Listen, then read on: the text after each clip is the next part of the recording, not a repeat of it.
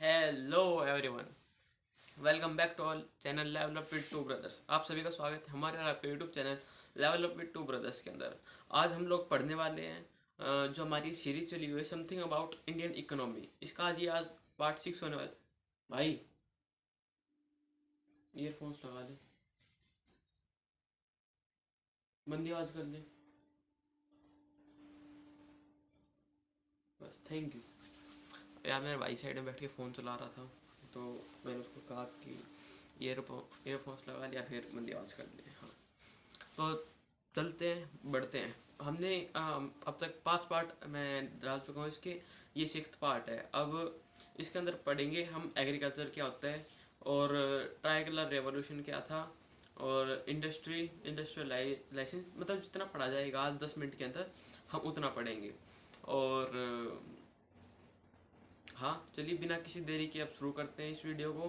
पहले हम पढ़ते हैं कि एग्रीकल्चर क्या है।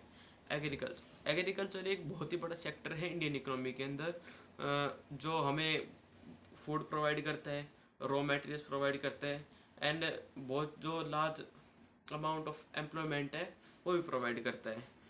अ, हम्म, एक पॉइंट ये हो गया। सेकंड पॉइंट है जो इसका, agriculture contributes large share to national income of India. जो एग्रीकल्चर ये लार्ज शेयर कंट्रीब्यूट करता है नेशनल इंडिया की नेशनल इनकम के अंदर। It comes down from as high as 16% during the 1915। ये हाईएस्ट था 56% जो कंट्रीब्यूट कर रहा था 1950 के अंदर, to the 17% approx in 2020 and 21। 2020 से 2021 में ये 17% कंट्रीब्यूट कर रहा है हमारी नेशनल इनकम के अंदर, जो बहुत ही ज़्यादा है, 17% है। ठीक है। ट्राइकलर रेवोल्यूशन क्या था? एग्रीकल्चर इतना ही है इसके अंदर। ट्राइकलर रेवोल्यूशन क्या है? ये प्राइम मिनिस्टर नरेंद्र मोदी जी ने बनाया था ये ट्राइकलर रेवोल्यूशन। इसके अंदर 3 रेवोल्यूशन हुए थे: सैफ्रॉन एनर्जी रेवोल्यूशन, और white revolution, blue revolution. Saffron energy revolution क्या था?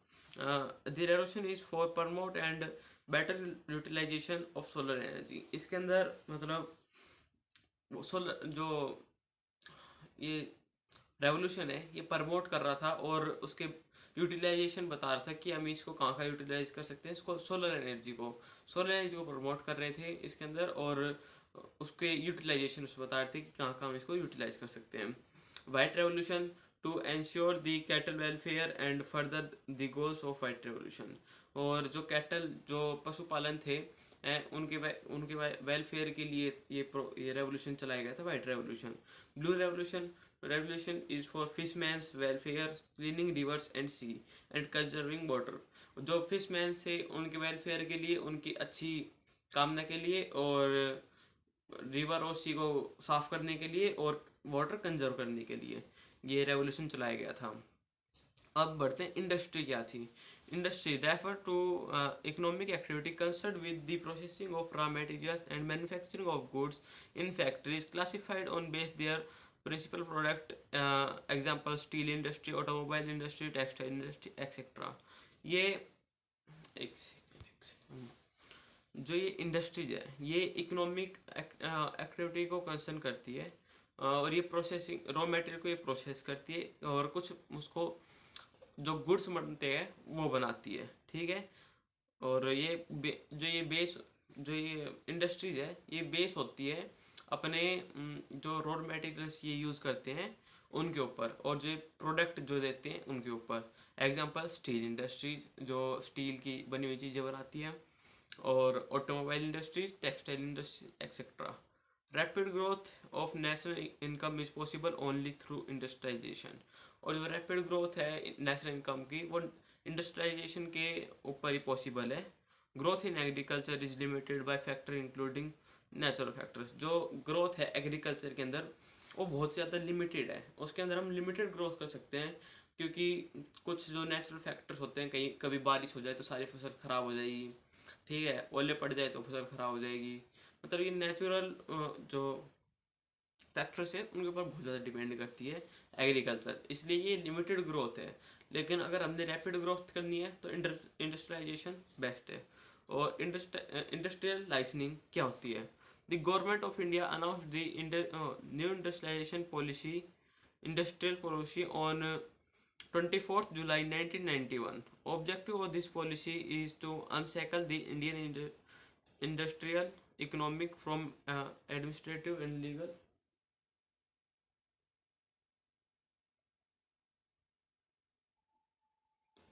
legal controls. इसके अंदर मतलब ये कहना क्या चाह रहा है, ये न्यू इंडस्ट्रियल पॉलिसी के अंदर आया था जो 2024 2024 कह रहा सॉरी 24 जुलाई 1991 1991 के अंदर जो पॉलिसी आई थी इंडस्ट्रियल पॉलिसी, उसके अंदर ये अनाउंस किया गया था कि जो ऑब्जेक्टिव था इस पॉलिसी का वो था कि जो इंडस्ट्रियल इंडियन इकोनॉमी है वो स्थिर रहे, ठीक है, वो लीगल सरकार के कंट्रोल में रहे कि सरकार कभी भी चाहे तो उसको उसके अंदर कुछ चेंज करा सकती है, ठीक है, जिसके लिए लाइसेंस लेना जरूरी था, ठीक है, इसलिए बनाई गई थी। Aim to raise industrial efficiency to the international level through sustainable. हाँ, तो मतलब ऊपर ऊपर का बताया तो ये कहना क्या चाह रहा है, ठीक है, ये कहना चाह रहा है कि जो पॉलिसी आई थी एक और 24 जुलाई 1991 के अंदर इंडस्ट्रियल लाइसेंसिंग, इसके अंदर गवर्नमेंट कहती है कि आपको लाइसेंस लेने की जरूरत है अगर आपको ये इंडस्ट्री चलानी है, ताकि वो जो जितनी भी इंडस्ट्री है वो सारी लीगल रहे, ठीक है, और वो इंटरनेशनली ज़्यादा फैल सके और उनका मतलब अच्छा कनेक्शन रहे एक मतलब गवर्नमेंट के साथ, ठीक है, यही है इंडस्ट्रियल लाइसेंस के अंदर। और इंडस्ट्रीज रिक्वायरिंग कंपलसरी लाइसेंस, और अभी जो इंडस्ट्रीज बनी है जिसके अंदर कंपलसरी अगर आपको इंडस्ट्री चलानी है तो आपको लाइसेंस की जरूरत पक्का पड़ेगी, वो है डिस जो अगर आपको शराब का ठेका जो होता है, ठीक है, अगर आपको वो चलाना है तो आपको उसकी लाइसेंस की जरूरत पड़ेगी, या फिर सिगार्स एंड सिगरेट्स ऑफ तम्बाकू एंड मैन्युफैक्चर्ड टबैको सब्स्टिट्यूट्स, अगर आपको सिगरेट सिगार्स और तम्बाकू या फिर तम्बाकू मैन्युफैक्चर भी करना है, अगर उगाना भी है तो भी आपको लाइसेंस की जरूरत पड़ेगी। Electronic aerospace and defence equipment all type, अगर आपको कोई भी गन, ठीक है, जितने भी डिफेंस के इक्विपमेंट है वो अगर आपको बनाने हैं, ठीक है, इंडस्ट्री लगानी है उसकी, तो आपको लाइसेंस की जरूरत पड़ेगी। Industrial explosive including match boxes, जिसके अंदर भी जो कुछ भी मतलब आग लगाने के काम आता है, जितने भी एक्सप्लोजिव बनते हैं इंक्लूडिंग मैच बॉक्सेस, जो माचिस होती है, माचिस, लाइटर, बॉम्ब, ग्रेनेड, कुछ भी मतलब, ठीक है, उन सबको बनाने के लिए हमें लाइसेंस की जरूरत पड़ेगी। और स्पेसिफिक कुछ केमिकल भी है, ठीक है, जैसे हाइड्रोकेनिक केमिक एसिड एंड एक्सेट्रा, ठीक है, अब बहुत हार्ड हार्ड नाम थे यार, पढ़े भी नहीं जा रहे इसलिए एक्सेट्रा, ठीक है, मतलब आपको अगर केमिकल की इंडस्ट्री चलानी है तो भी आपको लाइसेंस की जरूरत पड़ेगी। आप कभी ऐसी मत चला लेना, आपने कुछ दो चार केमिकल मिला है, वो अच्छी चीज़ बन गई और आप उसको बेचने लग गए, पहले पढ़ देना कि लाइसेंस की जरूरत भी होती है। प्रेजेंटली भी इन सारी चीज़ों के लिए मतलब एक दो तीन चार मतलब 5 इंडस्ट्री अगर आपको चलानी है तो आपको लाइसेंस की जरूरत पड़ेगी, ठीक है। Important industries of India, iron and steel, ठीक, कुछ इम्पोर्टेंट इंडस्ट्रीज है इंडिया की जिसके अंदर पहली है iron and steel industry. First steel industry setup at Kulti, Kulti के अंदर पहली आयरन स्टील इंडस्ट्री एस्टेब्लिश करी गई थी वेस्ट बंगाल के अंदर इन 1970। और फर्स्ट लार्ज स्केल इंडस्ट्री, जो पहली लार्ज स्केल जो बहुत बड़े स्केल पर जो स्टील इंडस्ट्री थी, प्लांट टिस्को उसका नाम था, वो सेटअप करी गई थी जमशेदपुर के अंदर 1907 के अंदर, फॉलोड बाय IISCO। टिस्को मतलब TISCO, मैं इसको पूरा मतलब बता रहा हूँ, टिस्को ये किसी की फुल फॉर्म है, एट फॉलोड बाय मतलब 1907 के अंदर टिस्को खुला था और ये फॉलो कर रहा था IISCO एट बुरहानपुर इन 1990।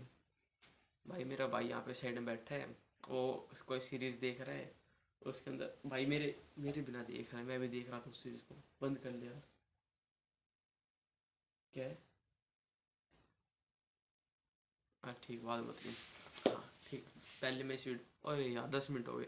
चलो मैं इसको आयरन एंड स्टील इंडस्ट्री बताता हूँ पहले क्या होती है, फिर मैं इस वीडियो को खत्म कर दूंगा बस। The first public sector unit was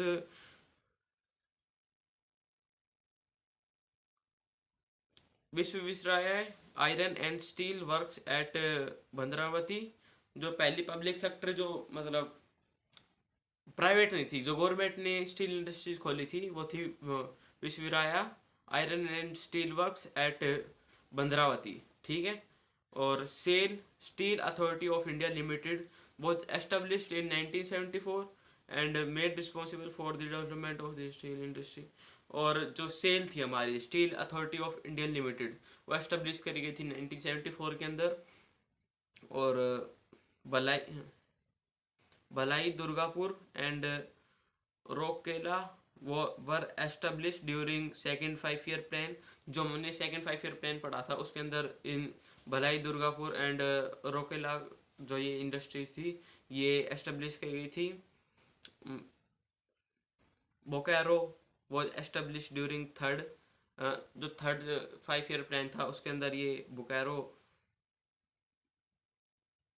Bokaro ठीक है, बोकारो इंडस्ट्री का नाम है।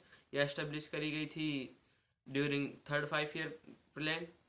और विजय नागर and Visakhapatnam were established in the fourth 5 year plan. और जो ये नागर और विशाखापट्टनम जो इंडस्ट्रीज थी ये एस्टेब्लिश करी गई थी फोर्थ 5 ईयर प्लान के अंदर। ठीक है। तो आयरन एंड स्टील इंडस्ट्री के बारे में इतने। अगला है कॉटन एंड टेक्सटाइल इंडस्ट्री, और उससे अगला है पेट्रोलियम इंडस्ट्री, रिफाइनरीज और महारत्नाज नवरत्नाज एक्सेट्रा एक्सेट्रा एक्सेट्रा। तो ये सारी जो चीज़ें हैं ये हम अगली वीडियो में पढ़ेंगे। ये था हमारा पार्ट 6। अगर आपने पहले के पार्ट 5 नहीं देखे होंगे तो उसको जाइए और जाइए और उसको कृपया करके आप देखें और लाइक करें, शेयर करें, सब्सक्राइब करें हमारे यूट्यूब चैनल को। Thanks for watching, bye.